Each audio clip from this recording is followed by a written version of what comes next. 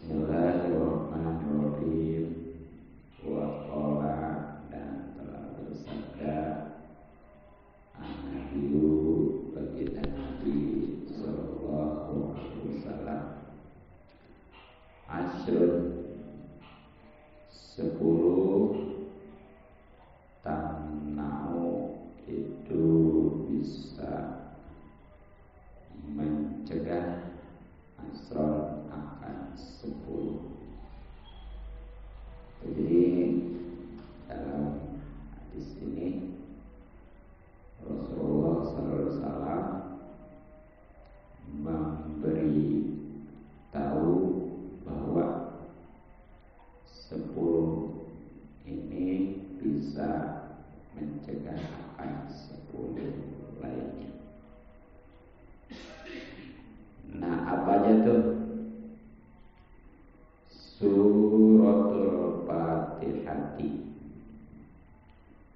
1, surah Fatihah. Tamna'u itu bisa mencegah ghadabar Rabbi, akan kemurkaan Tuhan. Jadi yang pertama, surah Fatihah. Hafal semuanya ya. Yang jelas surat pertama di dalam Al-Quran, yang keseluruhannya Al-Quran itu ada 114 surat. Nah, surat pertamanya itu Fatihah. Ternyata luar biasa, itu bisa mencegah akan murka Tuhan, ya Allah Subhanahu wa ta'ala. Nah, yang namanya murka ini kan tahu sendiri. Jangankan murka Allah ya, murka manusia juga udah gak enak, apalagi murka Allah, baik di dunia maupun di akhirat. Nah, makanya supaya kita terhindar dari murka Allah, ini seringlah baca surah Fatihah. Dan alhamdulillah, yang namanya surat Fatihah masih kurang-kurangnya dalam satu malam berapa kali? 17 kali ya, sebagaimana rakaat sholat. Nah, kalau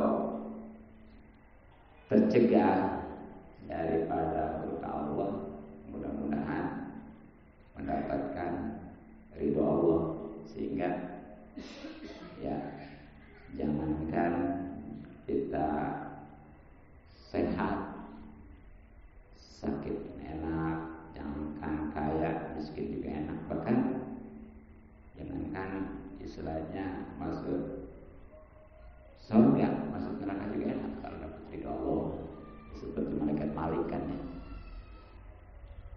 Nah, itu yang pertama. Kemudian wasuratu Yasin, dan surah Yasin tamna'u itu bisa mencegah atsyal kiamati, akan hausnya pada hari kiamat. Jadi yang kedua nih, surah Yasin itu bisa mencegah daripada hausnya hari kiamat. Alhamdulillah ya, kita sekurang-kurangnya seminggu sekali baca.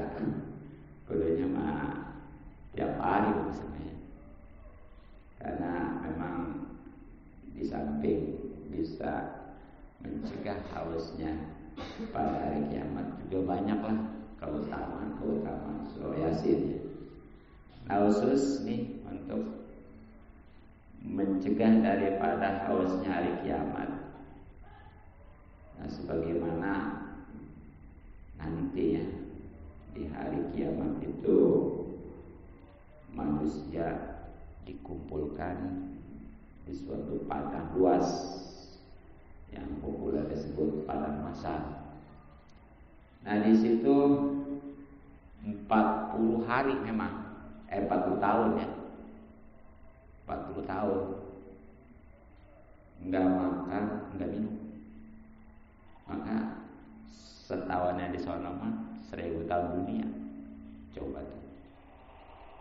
Makanya sangat sengsara ya. Udahnya lama nggak makan, nggak minum. Tapi orang yang ngamalin surah Yasin mah insya Allah tuh, walaupun sekian lama itu nggak merasakan haus bahkan lapar ya. Yang lain mau pada haus, pada lapar karena memang ya sekian lama nggak makan, nggak minum. Bahkan matahari pada saat itu jaraknya hanya seasta.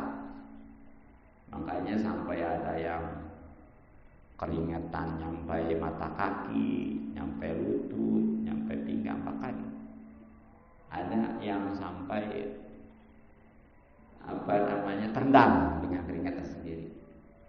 Keluarlah yang namanya udah nggak berpakaian mas itu ya, tapi jangan pakai kesempatan. Wah, nggak pada pakaian nanti nih kita liatin artis-artis boro-boro ya. Pada waktu itu bikin orang lain ya, keluarga aja nggak terpikir karena dalam keadaan mencekam akan menghadapi hisaban, persidangan ya, ibaratnya seperti orang mau disidang, udah nggak enak makan, nggak enak minum gitu ya. Itulah kalau pengen tertolak daripada haus dan insya Allah ya lapar di hari kiamat, itu amalkan surah Yasin, yakni surat yang ke-36 dalam Al-Quran. Kemudian wasuratul Dukhan, dan surah Ad-Dukhan tamna'u, itu bisa mencegah ahwalal kiamati ya, akan huru hara kiamat. Jadi yang ketiganya nih surah Ad-Dukhan. Surah Ad-Dukhan ini surat ke-44 ya. Nah ini bisa mencegah daripada huru hara kiamat. Nah sebagaimana ya banyak disinggung di dalam Al-Quran di beberapa surat tentang kejadian hari kiamat itu, bumi nih goncang, kemudian diangkat dan dibenturkan. Coba bagaimana? Terus laut meluap panas lagi. Ya seperti mungkin kejadian waktu di Aceh tsunami ya. Masih bisa naik ke gunung, tapi nanti mah gunung juga hancur coba. Nah, bintang jatuh pada berjatuhan, matahari digulung, dan langit itu ya belah. Ya gimana sih? Emang alam dunia ini mau diadonin? Kalau bikin kue bagaimana tuh ya? Ada air, ada bahan-bahannya, diadonin tuh.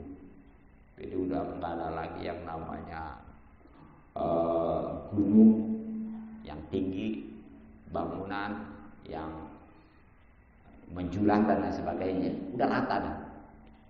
Nah itu sangat mencekam sekali. Tapi insya Allah kalau orang yang ngamalin surat Ad-Dukhan tuh insya Allah tertolak ya. Makanya itu sekurang-kurangnya di hari Jumat membaca surat Ad-Dukhan itu. Surat ke berapa tadi? 44 ya. Nah kemudian wasuratul waqi'ati, Dan surah Al-Waqiah tamna'u itu bisa mencegah al-faqra akan kefakiran. Jadi yang keempat surat Al-Waqiah. Ya. Surat keberapa? 56 ya. Ya pokoknya gampang nyarinya itu mah, sering dibaca ya. Dan memang ini mah jadi tujuan ya. Nah itu bisa nolak, bisa mencegah daripada kefakiran. Nah yang namanya kefakiran kan tahu sendiri ya. Sebagaimana Rasulullah sabdakan, kadal fakru ayakuna kufur. Yang namanya kefakiran itu bisa mendekatkan kepada kekufuran. Jadi baik ini ya fakir harta ya material gitu ya, maupun ilmu terutama iman spiritual ya, itu naudzubillah bisa mendekatkan kepada kekufuran. Nah, makanya supaya terhindar nih ya daripada kefakiran itu amalkan surat Waqiah. Ya setiap malam tuh baca ya. Ya terutama ya tengah malam lah gitu. Insyaallah. Tapi jangan sekali doang. Nah kemudian wa suratul mulki dan surah Al-Mulk tamna'u itu bisa mencegah azabul qabri akan siksa kubur. Itu jadi yang kelima ya. Surah Al-Mulk. Surah Al-Mulk itu surat ke berapa? 67 ya. Surat ke-67. Nah itu bisa menolak siksa kubur. Kita bisa bayangkan yang namanya kubur nih ya. Mana sendiri di dunia mah kita rame-rame ya. Bisa minta tolong kan saya. Kemudian sempit deh. Dan pastinya gelap. Keluar dah yang namanya siksaan mah. Itu ya, bahkan siksa neraka juga sudah dirasakan di kubur. Nah tapi insya Allah kalau kita ngamalin surat Al-Mulk surat ke-67 ya, yang awal tabarokallah itu insya Allah akan terhindar dari yang namanya siksa kubur. Nah kemudian wasuratul Kautsari dan surah Al-Kautsar tamna'u itu bisa mencegah husumatal husomai, dakwaan para musuh. Jadi yang keenam surah Al-Kautsar, surat yang ke-109 ya. Surat berapa? Ke-108.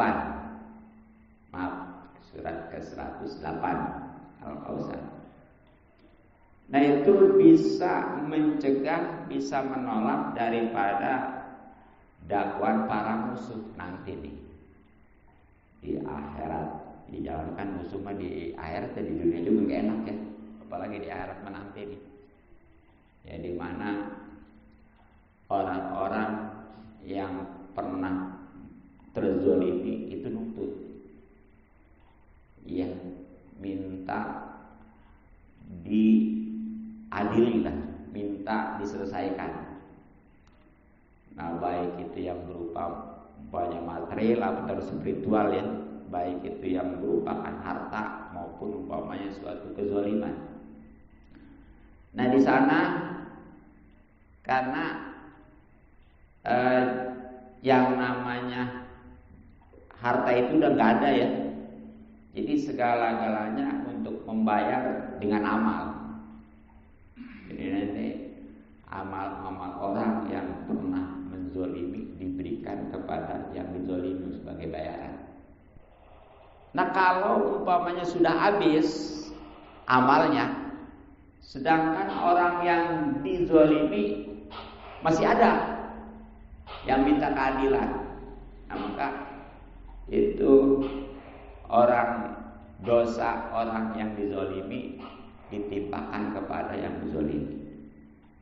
Ya, seperti Penyair Zaid nih pernah menyakiti ya kepada banyak orang, kemudian itu orang-orang itu pada menuntut minta bayar, minta diselesaikan. Nah itu dibayar pakai amal si Zaid, dikasih si A, si B dan seterusnya. Nah ternyata masih belum selesai. Nah maka nanti dosa orang-orang yang dizalimi itu ditimpakan ke si Zaid.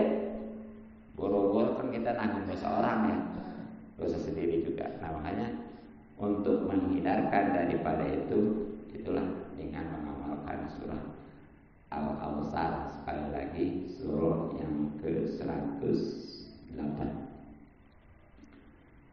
Kemudian wasuratul kafirun, dan surah Al-Kafirun tamnahu itu bisa mencegah al-kufra akan kekufuran indanasi ketika sakaratul maut.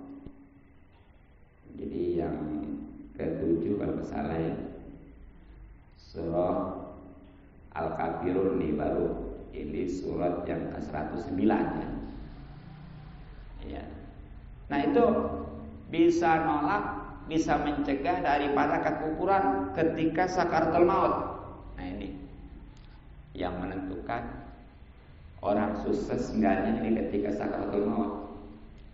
Walaupun tadinya amalnya banyak ya karena rajin ibadah, tetap kalau sakaratul mautnya itu tidak membawa iman, dalam keadaan kufur, suul khotimah, itu hapus. Ya.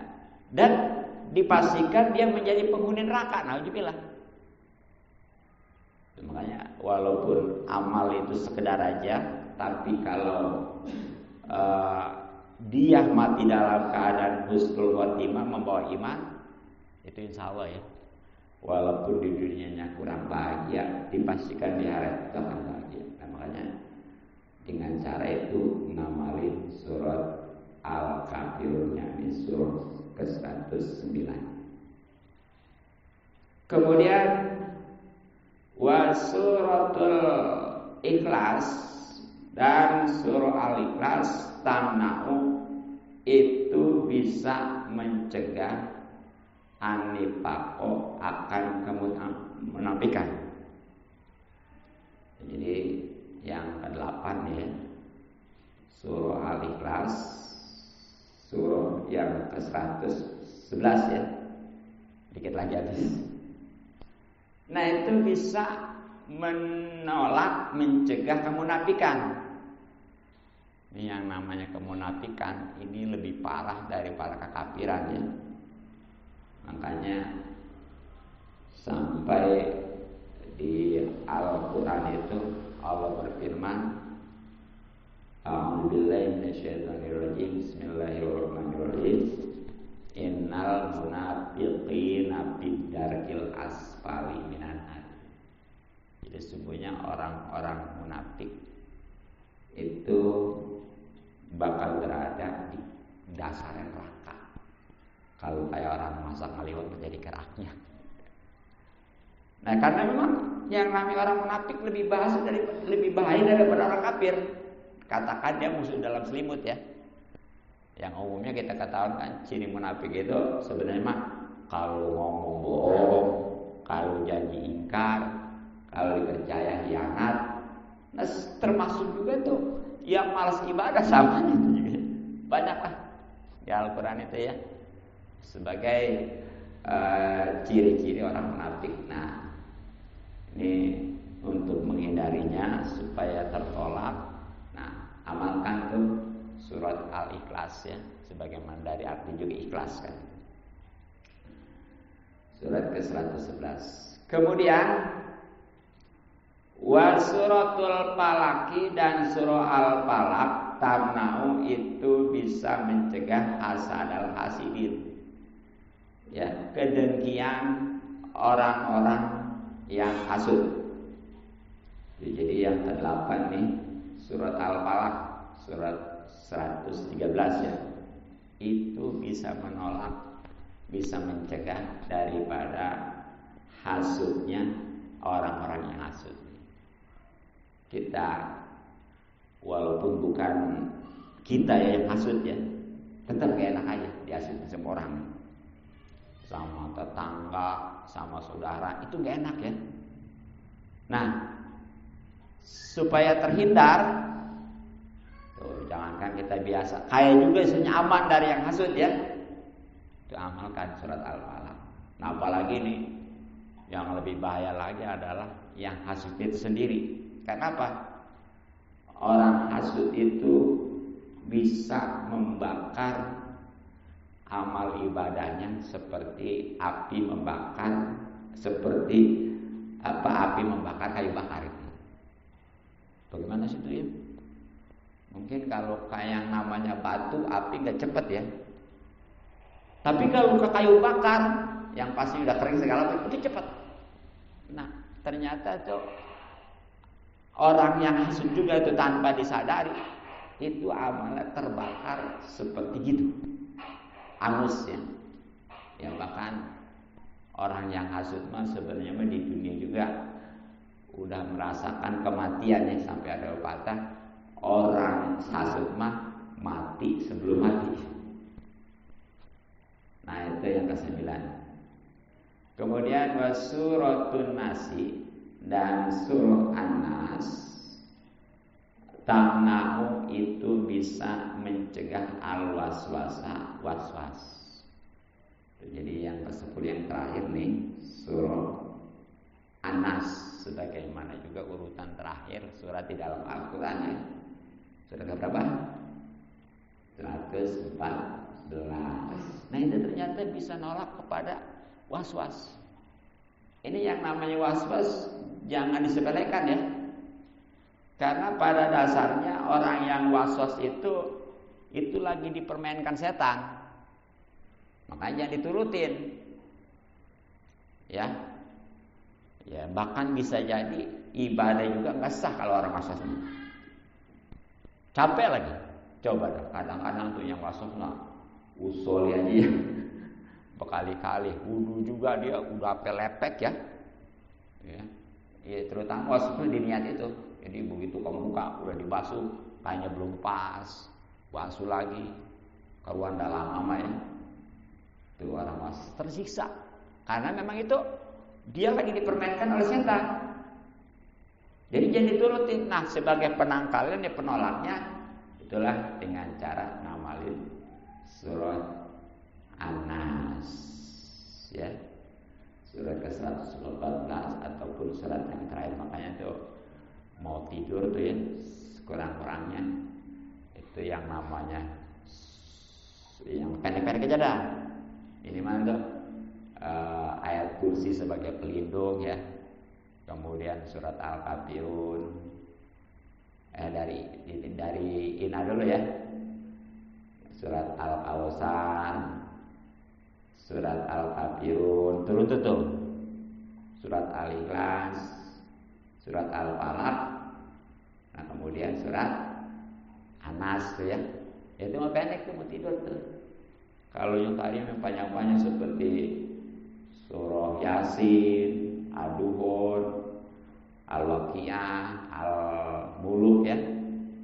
Tuh ya, pokoknya mah tuh paling kayak itu tuh Fatihah, kemudian surat Al-Kautsar, kemudian surat Al-Kafirun, kemudian surat Al-Ikhlas, kemudian surat Al-Falaq, lalu surat An-Nas. Insya Allah itu kita bakal tertolak daripada murkanya Allah, kemudian juga bisa terhindar daripada dakwaan musuh kelak di hari akhirat khususnya, kemudian bisa mencegah daripada